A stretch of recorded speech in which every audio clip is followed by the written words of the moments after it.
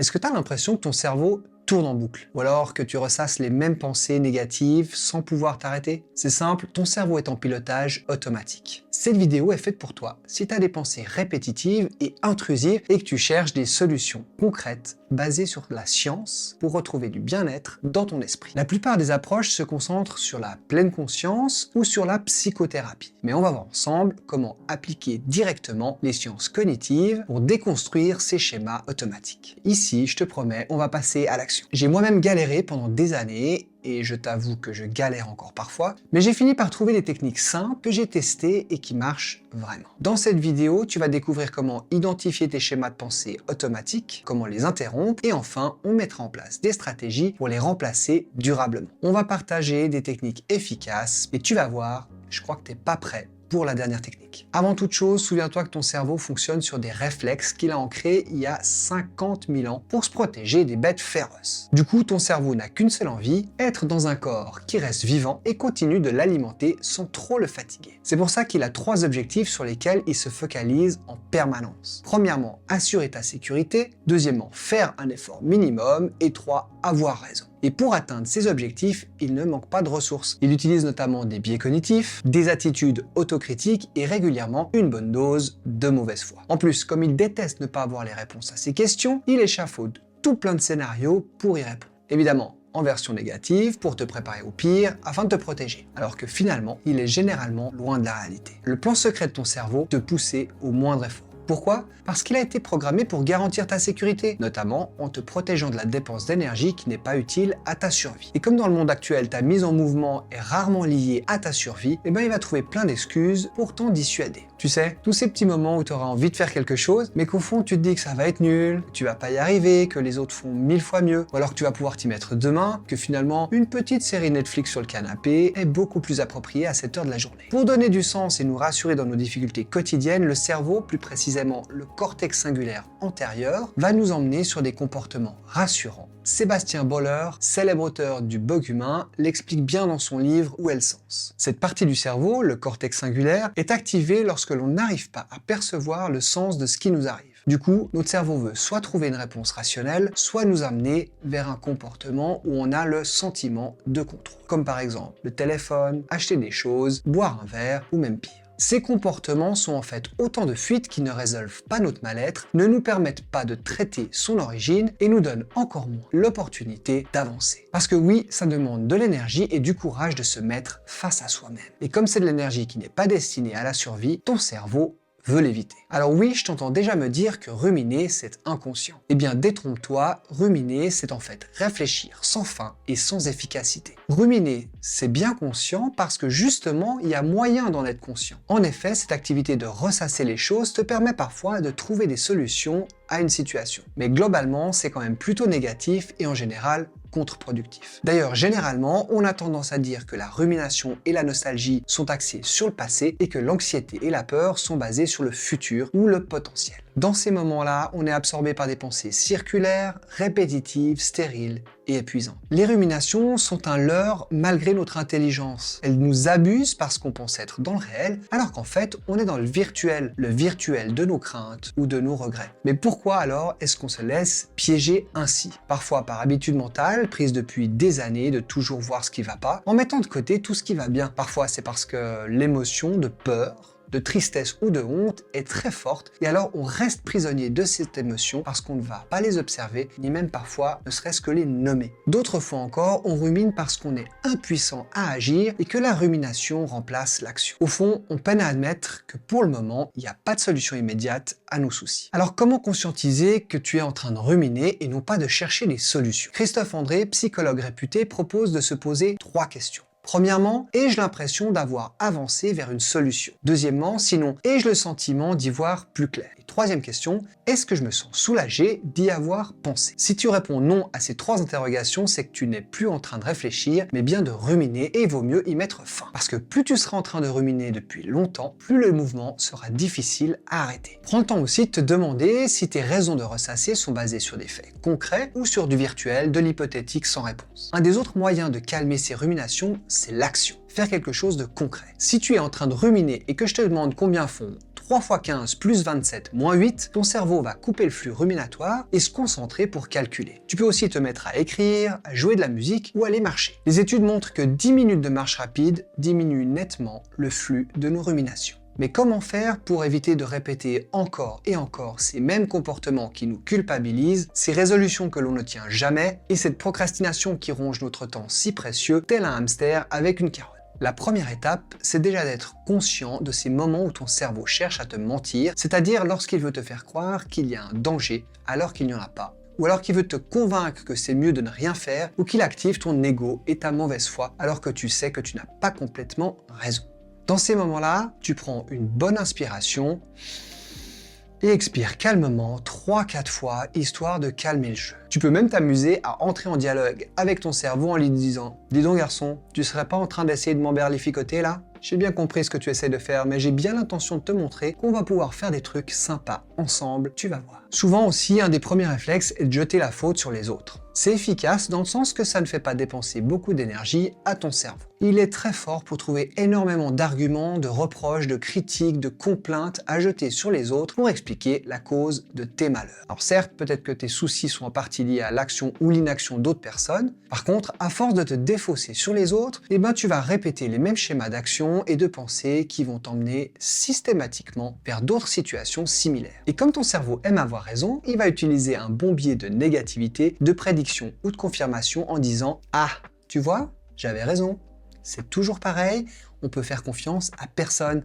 Et c'est toujours moi qui subis. Dans mes accompagnements, c'est un schéma que je retrouve de manière récurrente parce qu'il est naturel et j'ai envie de te dire presque normal. C'est quelque chose qui ressort en général très vite dans le premier entretien et dans ces moments-là, je dis à la personne accompagnée, je vais te poser 2 questions simplement basées sur ton ressenti. 1. Selon toi aujourd'hui, à combien de pourcents estimes-tu tes chances d'influencer durablement les pensées et les comportements des autres? Et maintenant, à combien estimes-tu tes chances d'influencer durablement tes propres pensées et tes propres comportements? Ça permet généralement à la personne de prendre conscience de son positionnement dans sa vie et lui laisse la possibilité d'identifier où se trouve la marge de manœuvre et du coup où ça vaut la peine de mettre de l'énergie et où on peut en économiser pour son bien-être. Une autre chose, les gens sont très souvent critiques envers eux-mêmes. Est-ce que tu as déjà remarqué que tu te parles souvent plus mal à toi-même que ce que tu pourrais dire à ton pire ennemi? Il y a une étude de l'Université du Michigan qui a démontré que s'auto-critiquer violemment, ça active les mêmes zones cérébrales que celles de la véritable douleur physique. Ça veut dire que ton cerveau ne fait pas la différence entre ta propre critique et un coup de poing que tu recevrais. C'est même encore pire parce que ça stimule les mécanismes du stress qui vont te dégrader physiologiquement. C'est clair, ton cerveau adore critiquer, analyser, corriger. En revanche, quand tu pratiques l'autocompassion, ton corps va libérer de l'ocytocine et de la sérotonine et ton cerveau devient alors plus productif et plus créatif, au lieu d'être en mode survie. C'est Christine Neff de l'Université du Texas qui a découvert que les personnes qui pratiquent l'autocompassion réussissent mieux que celles qui s'autocritiquent. Les gens qui se parlent avec respect et encouragement prennent en fait des risques plus réfléchis et atteignent plus souvent leurs objectifs. Alors dans les moments où tu arrives à te rendre compte que tu t'autocritiques ou t'auto-limites, arrête-toi un instant et puis pense à tout ce que tu sais faire, même si ça te paraît totalement évident. Prends un moment pour te féliciter d'avoir appris tant de choses et de savoir les faire. Et puis hyper important, donne-toi aussi le droit à l'erreur, comme tu le fais avec tes enfants ou tes proches. Ensuite, dans les moments où tu veux faire quelque chose et que tu t'entends te dire « ça sert à rien, de toute façon, je vais pas y arriver » ou alors « ça va être nul, je savais, je suis trop nul », dans ces moments-là, c'est que ton cerveau est en mode critique. Et même si tu le dis sur le ton de la plaisanterie, c'est juste un déguisement. L'université d'Harvard a découvert que la plupart des blocages créatifs viennent de notre perfectionnisme. C'est-à-dire que tant que ton cerveau n'est pas sûr à 100% de faire quelque chose parfaitement, il va trouver des excuses pour ne pas le faire. Je te l'avais dit, ton cerveau est une véritable flemme et il veut avoir raison. C'est donc hyper important d'être conscient que seule l'action va déclencher ton inspiration. Une astuce qui fonctionne bien quand tu veux te lancer dans quelque chose, commence par le faire volontairement n'importe comment. Que ce soit une activité, de l'écriture, de la musique ou autre chose, fais le mal pour de vrai. Écris réellement quelque chose de nul, joue volontairement comme un débile et dis-toi intérieurement « je suis en train de faire quelque chose de nul et je ne sais pas si ça va marcher, mais je le fais quand même. À cet instant, tu viens de passer à l'action et tu brises ton blocage mental. Ensuite, évidemment, tu vas reprendre pour t'améliorer petit à petit. Et cette deuxième partie est beaucoup moins difficile. On sait, le véritable obstacle, c'est de commencer, de se lancer. Pourquoi? Parce que notre cerveau a un mode critique et un mode créatif. Comme l'a démontré une étude du docteur John Kounios, un neuroscientifique. Quand tu vises la perfection, tu désactives ton mode créatif. En revanche, quand tu acceptes l'imperfection, tu vas activer ton mode créatif, ce qui te permet de débuter. Ensuite, quand tu seras dans la phase d'amélioration, là, tu vas activer ton mode critique pour identifier ce qui peut être mieux fait. Ce qui peut aussi t'aider, c'est de dédier des zones de ton logement à certaines activités. Il a été démontré que ton cerveau fait des liens entre le contexte environnemental dans lequel tu fais une activité et les sensations internes qui y sont liées. C'est-à-dire qu'il associe chaque lieu à un état mental spécifique. Du coup, si tu associes toujours le même lieu pour une certaine activité,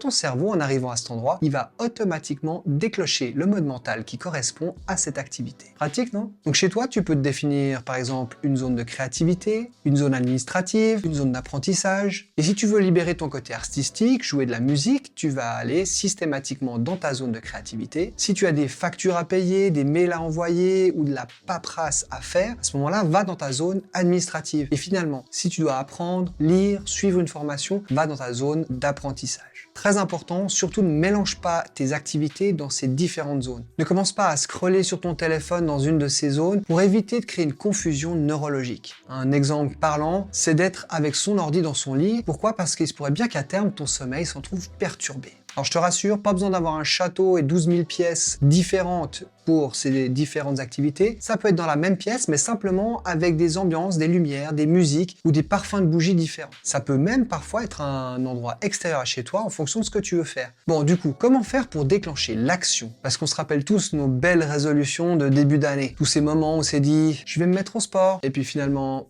rien, parce que notre cerveau a la flemme. Et tout ça, ça épuise notre capacité à prendre des décisions. En fait, la volonté, elle existe pas tout à fait comme on peut le penser. Quand tu te dis je vais faire du sport ou je vais jouer de la guitare, ça crée en fait au fond de toi un conflit d'identité parce que tu ne te vois pas comme quelqu'un qui fait du sport ou qui joue de la guitare. L'image de toi qu'a ton cerveau dans le moment actuel le fait violemment résister au changement. C'est donc bel et bien une question d'identité et pas de volonté. Bah oui, parce que tout le monde a de la volonté. Si, même toi. La preuve, tu vois bien, il y a des projets que tu as réalisés sans aucun souci, simplement parce que tu t'étais projeté dans ce que tu allais devenir ou faire. C'est comme ces grands entrepreneurs qui sont partis de rien. Un rien peut tout changer, c'est d'ailleurs le titre du livre de James Clear qui propose une technique qui s'appelle le reset des 7 minutes. Avoue que 7 minutes, c'est pas long. Donc tous les matins, tu prends 7 minutes et tu fais ceci. Pendant les 2 premières minutes, tu fermes les yeux et tu visualises la personne que tu veux devenir. Pas ce que tu veux faire, ni ce que tu veux avoir, mais qui tu veux être. Je suis quelqu'un qui prend soin de ma santé, je suis quelqu'un qui crée tous les jours. Et tu essayes de ressentir comment tu parles, les décisions que tu prends, comment tu te déplaces par exemple. Pendant les minutes 3 et 4, tu fais une mini-action, même ridiculement petite, qui va concrétiser ça.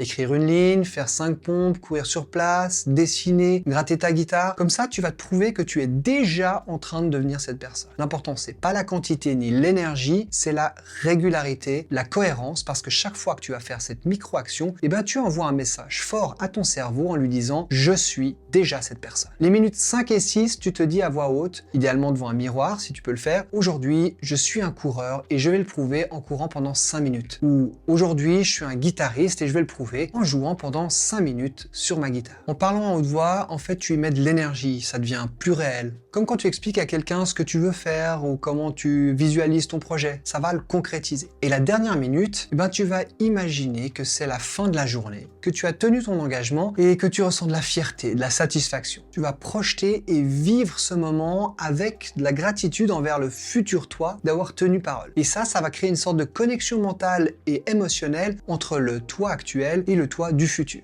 Comme ton cerveau fait pas la différence entre ce que tu imagines et ce que tu vis vraiment, ça va générer de la dopamine et de la sérotonine que ton corps adore. Et ton cerveau va alors chercher à reproduire l'action pour en avoir à nouveau. C'est d'ailleurs une technique qui existe aussi dans les techniques d'optimisation du potentiel que j'utilise dans mes accompagnements. Ça s'appelle la projection mentale de la réussite. Donc si tu te dis que tu es un sportif ou un guitariste mais que tu fais pas de sport ou que tu joues pas de guitare, il n'aime pas ça parce que ça crée une dissonance cognitive. Et souviens-toi que ton cerveau déteste la contradiction. Le fait d'avoir fait une action, même symbolique, va créer de la cohérence cognitive pour ton cerveau. En courant 5 minutes ou en grattant quelques accords, ton cerveau se rassure et se dit que c'est cohérent. Voilà, tu sais maintenant que ton cerveau a 3 comportements qui te desservent par moment. Assurer ta sécurité, avoir raison et faire le moindre effort. Comme ça, à chaque fois que tu en as conscience, prends un moment pour lui dire que tu l'as démasqué et utilise ces astuces concrètes pour désactiver le pilotage automatique. Et souviens-toi, la clé, c'est l'action. Essaie d'appliquer ces techniques au quotidien et vraiment, tu vas voir la différence. Je peux pas le faire à ta place, je peux te dire que j'ai testé et que ça marche, mais pour la suite, c'est à toi de jouer. Alors, rappelle-toi juste une chose, la mise en action nécessite de la constance plus que de la volonté. Base pas tes objectifs sur des résultats, mais plutôt sur ton identité, sur qui tu es et qui tu veux être ou vas être. Les résultats suivront parce que c'est un processus. Alors oui, ça prend du temps et chaque petit pas compte. Et en plus, si tu arrives à mettre ça en place pendant 66 jours,